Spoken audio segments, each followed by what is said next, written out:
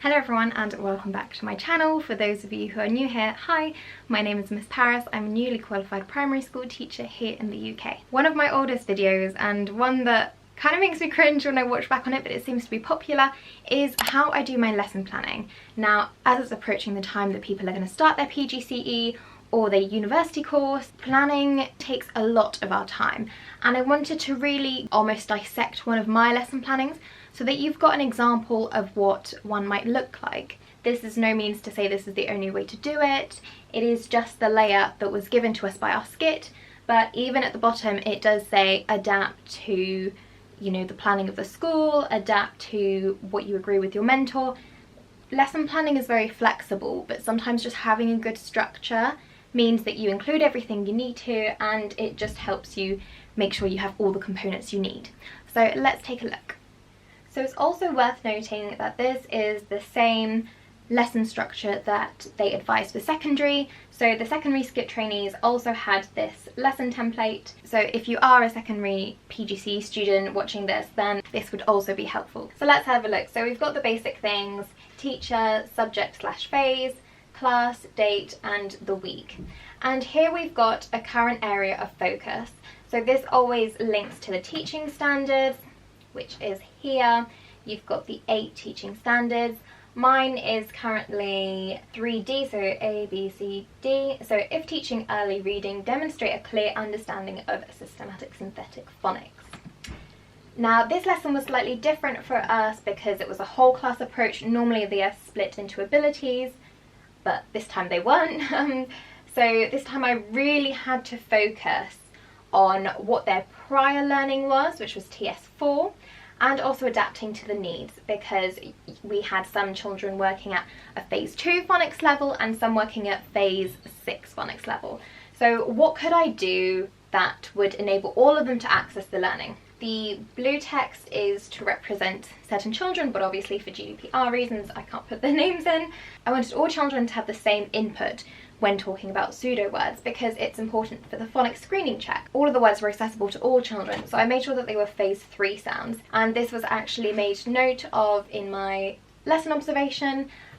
She said that this was really good, that I actually considered the needs of everyone, so that, you know, whether they are pre-working towards or at greater depth, they could all contribute to this. EAL, so I said make sure they are verbally participating. It can be easy for them to be kind of shy. And then I wrote the expected impact, because it's important to actually know why you are catering to something or why you are mentioning it. Next, I had a child who had autism spectrum disorder. They did have a support staff, but I said that it was important to make sure that it was engaging enough so that they could keep their concentration. So their intensive interest was about dinosaurs, and so when we actually went off, I made them a worksheet specifically with dinosaurs on it so that they would be engaged. I also acknowledged factors that might inhibit his learning or might support his learning. And if we look at the teaching standards, this is teaching standard 5B and potentially TS5C. So I've had a lot of questions here about how to evidence the teaching standards.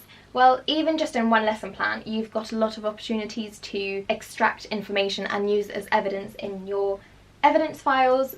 So having things like expected impact or specific names and acknowledging a way that you can support their learning, that all counts towards it.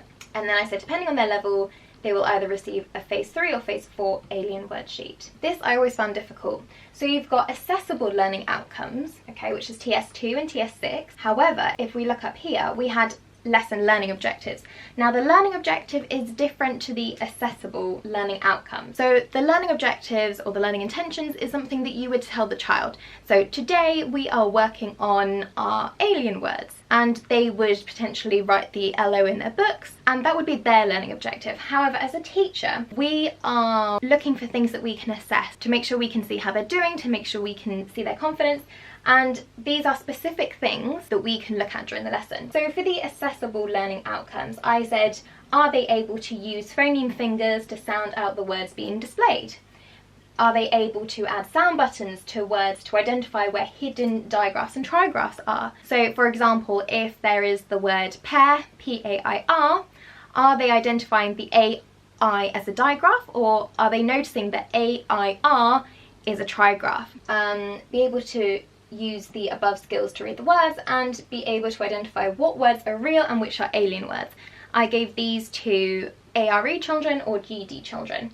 So you can see the difference. One is the children know what they're expected to gain from the lesson, and the other one is learning outcomes we as a teacher are looking for that helps us assess the children's process as we go along. So resources, health and safety, that kind of thing, we've got it here.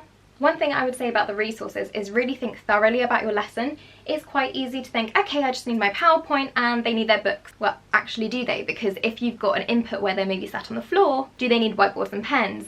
Is everyone going to have whiteboards and pens, so you need some spare ones? It's really easy to just think that this is a section that takes 2 seconds to fill out, but actually you really need to think carefully about it. So for example here, I should have put colouring pencils for the children that were selecting the real and alien words, but as you can see I forgot. Means of assessment is quite similar to the assessable learning outcomes. So here we are looking at the direct actions required to show that they meet the assessable learning outcomes. Does that make sense? For example, my assessable outcome number 1 was be able to use phoneme fingers to sound out the words being displayed. So the means of assessment is the child showing an active attempt at using those phoneme fingers to sound out the words being displayed.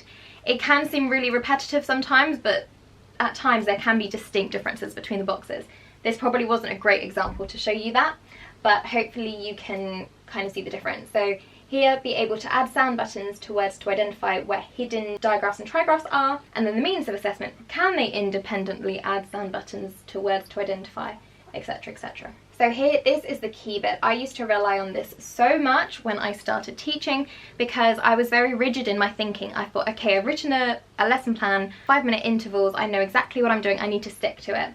But actually it's important to be flexible with this, and with practice you will become more flexible and less reliant on this. But sometimes if you're not sure how transitions will go, or you're not sure how your link between your starter and your main activity for the lesson, etc., sometimes it's really good to have this written down.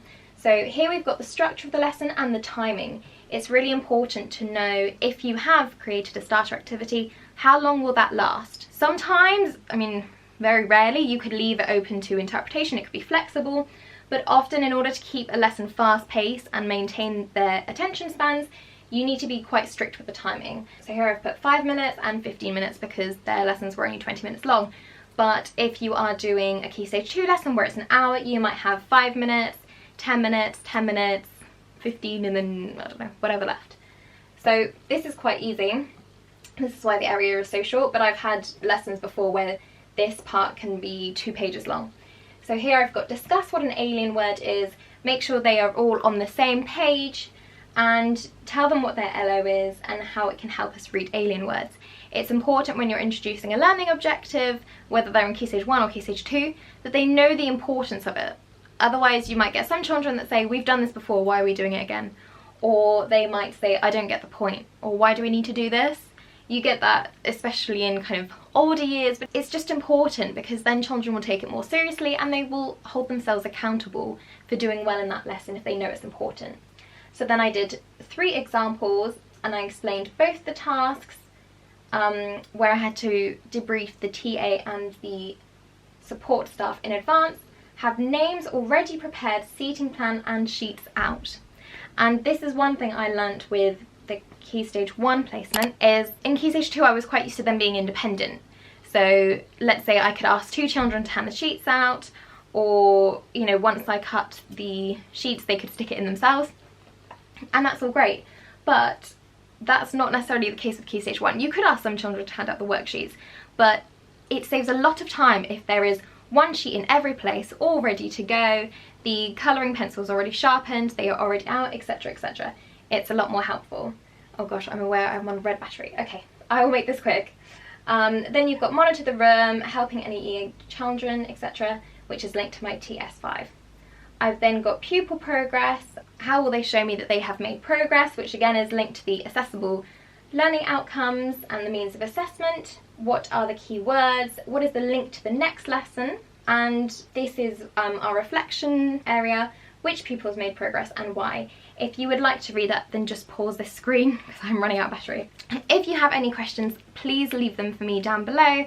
I really hope you enjoyed this video. Sorry it's a rushed ending, but I really hope it kind of gave you a format and gave you an example that you can look on and that it could help you in future. If you like this video, please give it a thumbs up and subscribe and press the bell so you get notified next time I upload teaching content. See you soon. Bye!